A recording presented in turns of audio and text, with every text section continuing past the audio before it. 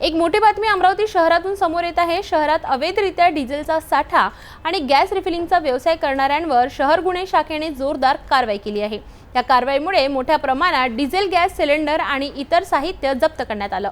अमरावती शहर गुन्हे शाखेच्या युनिट 1 ने नागपूर गेट परिसरात धडक कारवाई करत अवैध धंद्यांना मोठा धक्का दिला आहे।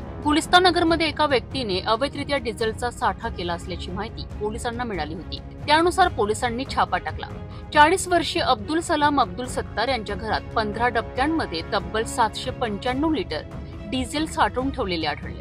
या डिझेलची किंमत अंदाजे 79,645 रुपये आहे। पोलिसांनी हे डिझेल जप्त करून अब्दुल सलाम विरुद्ध गुन्हा दाखल केला आहे।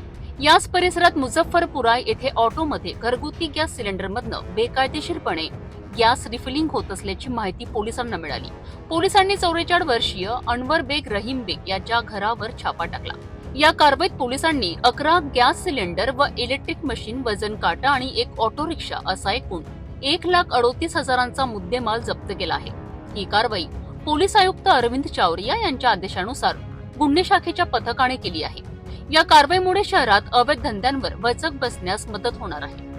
तरी होती अमरावती शहरातून एक मोठी अपडेट। अवैधरित्या डिझेल साठा आणि गॅस रिफिलिंगचा व्यवसाय करणाऱ्यांवर पोलिसांनी केलेली ही कारवाई नक्कीच कौतुकास्पद आहे।